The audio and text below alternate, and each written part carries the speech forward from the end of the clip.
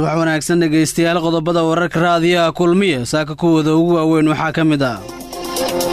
gaadiidleyda muqdisho oo saaka banaanbax ka dhigaya isgooska afarta jardiino ee magaalada muqdisho faahfaahinno ka soo baxaya qarax xalay la eegtay xildhibaan ka tirsan golaha shacabka ee baarlamaanka Soomaaliya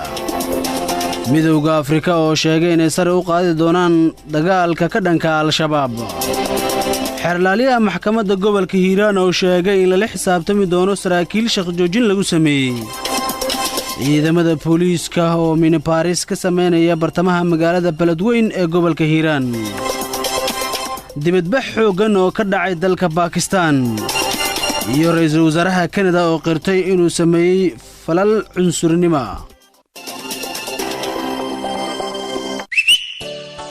markale ku celi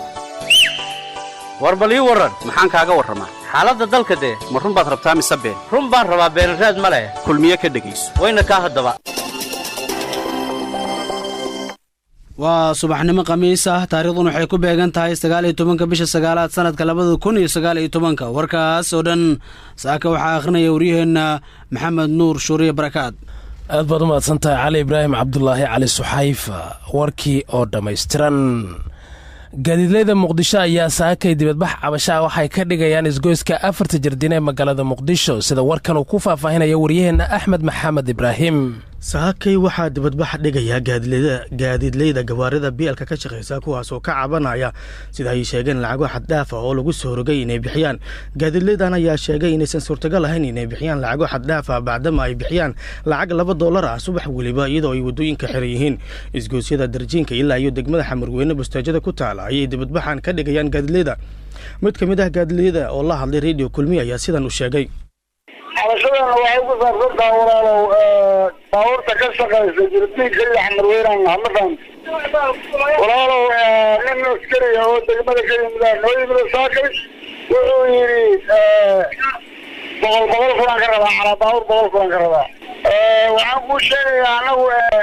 darjiinka waxaan kusoo galnaa lacag $2 markaan daadii subaxdii alasay okay $100 fulan rabaa uu yidhi mid kale beriiday marka walaalow xaaladeena xabashadeena taasay ay ku wajahan tahay darjiinka ilaa xamarweyne waaye meesha hadda dhibaatada ka jirto haddii oo aan naga ka qaban askartaasna ma aqaan aniga meelay mari doonto awal baan ku jirnay edegi oo meel kasta naga ka xirayay haddana meeshii yaraada xireed in inta askar noo timaado ayna tiraahdo boqolka xagay keenaynaa boqolkuna xagay ku arkaynaa boqolku annaga ma kala qaadana gaariga wadooyinka waaweyn ee magaalada muqdisho ayaa xiran muddo dhowr bilood ah iyadoo aanan jirin gaadiid isku gudbi kara degmooyinka qaar ee magaalada muqdisho waxaana la arkayaa saakay dadweyne fara badan oo cagahooda maaliya ka gadaal markii ay istaageen gawaarida bielka ah oo ay raaci jireen faahfaahinno ayaa ka soo baxaya qarax xalay lala eegtay xildhibaan ka tirsan golaha shacabka ee baarlamaanka Soomaaliya sida warkan uu ku hayo waryaheena Farxaan Maxamed Xuseen faahfaahinno dheeraad ah ayaa ka soo baxaya qarax xalay ka dhacay wadada Makka al-Mukarrama ee magaalada Muqdisho gaar ahaan isgoyska Xaaja Baasto goobjoogayaasha ayaa waxay sheegeen inay arkeen 3 qof oo dhimasho ah tirinta ka badan ay ku dhaawacantay kuwaas oo waxyaalo ka soo gaartay qaraxa ka dhacay isgoyska Xaaja Baasto ee magaalada Muqdisho sidoo kale qaraxa ayaa waxaa la sheegay inuu ahaa meena la dhigay wadada hareeraheeda sida ay goobjoogayaasha sheegeen galankii hore ee shalay ayaa wuxuu sidaan oo kale qarax ka dhacay wadada isku xirta Afgooye Muqdisho isla markaana lala eegtay gaari ay wateen injineerada dhisay wadada Muqdisho Afgooye isku xirta kuwaasi oo dhaawac uu ka soo gaaray qaraxa dagaalamayaasha al-shabaab ayaa sheegtay mas'uuliyadda qaraxa xalay ka dhacay magaalada Muqdisho gaar ahaan wadada Makka al-Mukarrama waxayna sheegeen in bartilmaameedkoodu ahaa gaadiid ula socday xildhibaan Cabdiqaadir Carabo oo ka mid ah xildhibaanada golaha shacabka ee baarlamaanka Soomaaliya warka ka soo baxay al-shabaab ayaa sidoo kale lagu sheegay inuu qarax u haleelay gaari Cabdibilaah oo ay saarnaayeen ciidamadii ilaaladu ahaa xildhibaan Cabdiqaadir Carabo isla markaana ay ku dileen 3 ka mid ah ilaaladiisa isaga uu ka badbaaday sida ay al-shabaab sheegteen marka laga soo tago sheegashada al-shabaab ma jiraan wax war oo ka soo baxay dhanka laamaha ammaanka dawladda federaalka Soomaaliya oo ku aadan qaraxa ka dhacay bartamaha magaalada Muqdisho ammaanka magaalada Muqdisho ayaa ahaa maalmihii dambe mid soo hagaagayo iyadoona ciidamada ammaanka ay baaritaano ku sameynayaan gaadiidka maraya wadooyinka magaalada Muqdisho midowda afrika ayaa sheegay inay sare u qaadi doonaan dagaalka ka dhanka ah al-shabaab.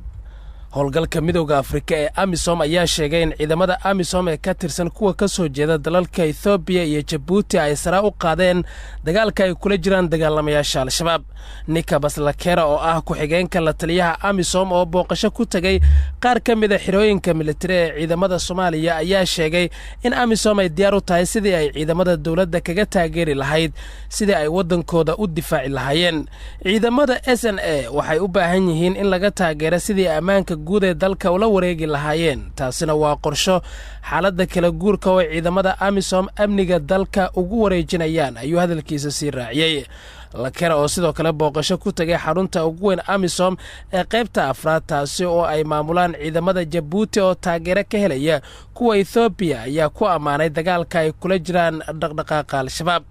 booqashada taliyaha ee magaalada beledweyne ayaa ku soo aaday maalmo kadib markii uu booqasho ku tegay magaalada jowhar, halkaasi oo uu ku booqday ciidamada burundi ee ku sugan deegaanada hirshabelle. xeeralaliyaha maxkamadda gobolka hiiraan ayaa sheegay in lala xisaabtami doono saraakiil shaqo joojin lagu sameeyey. cali cilmi salaad ayaa ka warramaya. xeer ilaaliyaha gobolka hiiraan maxamed cabduqaadir oo wareysi siiyey idaacadda kulmiye ayaa ka hadlay shaqo joojin lagu sameeyey saraakiil la sheegay in ay ku lug lahaayeen falal la xiriira musuqmaasuq oo ka dhacay magaalada beledweyne ee gobolka hiiraan. waxa uu xeer ilaaliyaha sheegay in shaqo joojin lagu sameeyey taliska booliska ee gobolka hiiraan oo uu sheegay in ay ku lug leeyihiin wax isdabamarin iyo musuqmaasuq ay u geysteen adeegyada guud iyo kuwa aasaasiga ah. waxa uuna hadalkiisa ku daray in shaqo joojin oo keliya aysan ku sameyn balse lala xisaabtami doono, isaga oona sheegay in baaritaano dheeraad ah ay ku sameyn doonaan hay-adaha ammaanka ee gobolka hiiraan. hadduu nidaamku noo saxan yahay, saraakiishuna ay shaqaynayso, ilaamaha amniguna 100% u shaqeyna wax maysan dhici lahayn. sigaysan waxaa soo dhicin ayaa isla xisaabtan dhaba ciidanka inaan gelin rabnaa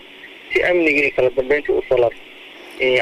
tirada oo dowladda ay ku maalgelisay deegaankan mushaar iyo ku qaata askar ah tiro ahaantood ma yar. tasaas haddana dhacdooyinka way ka dhacayaan magaalada. waxyaalaha sax u soo marka saraakiil isla xisaabtan oo hooseeyay, laakiin waxaan rabnaa isla xisaabtanka inaan sare marno. doorka maxkamadan ay leedahay cid walba oo ku qaab ciidan u abaabulan ama qof ku hubaysan iyo ciidamada qalabka sida guud ahaanba wax walba waxa lagu sixi karaa kaliya waa cid walba mas'uuliyadda in lagula xisaabtamo. sargaal walba mas-uuliyaddiisa markii lagula xisaabtano waajibaadkiisa shaqo u gudanaya. in magaalo oo boolis leh oo military joogaan oo nabadgelyada ay joogto, dagaalo qabiil ay ka dhacaan, aanooyin qabiil ay ka dhacaan, gacan ku dhiiglaha uu fakado, waxyaalaha sababa ee waxaa ka mid ah xisaab la-aanta meeshaan ka jirta.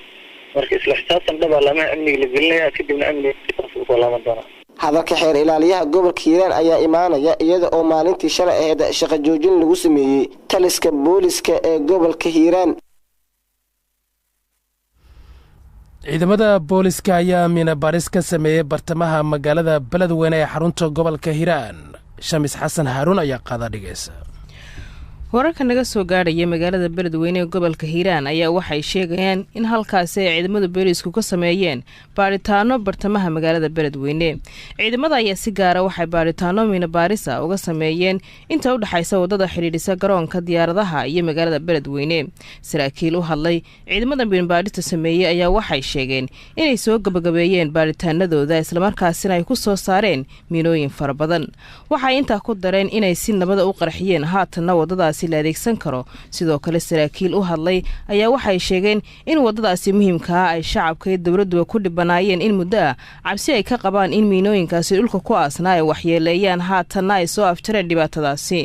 miinooyinka noocan oo kale ayaa waxa ay geystaan dhibaatooyin sababa dhimasho iyo dhaawac iyo khasaaro hantiyadeed xilliyada ay dadku adeegsadaan, waxaana inta badan sheegtay mas-uuliyaddooda dagaalamayaasha al-shabaab. mahadsanid shamis xasan haaruun. halka warkaasi dhegaystayaal aad kala socotaan waa idaacadda kulmiye ee magaalada muqdisho. iminkana wararka dibadda.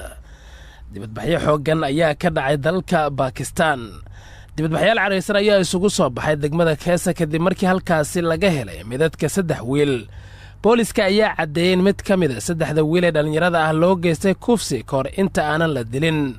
degmada keesa oo ka tirsan gobolka bunjaab ayaa caan ku ah sanadihii lasoo dhaafay afduubka, kufsiga iyo dilalka. sanadkii 2018 ayaa waxaa sidoo kale caro xooggan ay ka dhalatay kadib markii dil loo geystay gabar 6 sano jir ahayd. sidoo kale waxaa la daldalay nin lagu eedeeyey inuu kufsi iyo dil uu isugu daray gabar lagu magacaabo saynab isagoona lagu eedeeyey in dembiye noocaani oo kale ah uu kula kacay in ka badan 6 gabdhood midadka 3 wiil ee haatan uu ka dhashay dibadbaxa xooggan ayaa la sheegay in dhammaantood ay da'doodu ka yar tahay 10 sano jir gudaha dhegeystayaal warkii subaxnimadan aad kala socoteen idaacadda kulmiye ee magaalada muqdisho intaa ayuu ku dhan yahay cidda warkayaga seegay waxay mar kale dib kaga heli kartaa bogga internetka aynu ku leenahay ee radiokulmiye.com ama bogagga baraha bulshada ee keenan tani kulankeenna xiga nabadgelyo.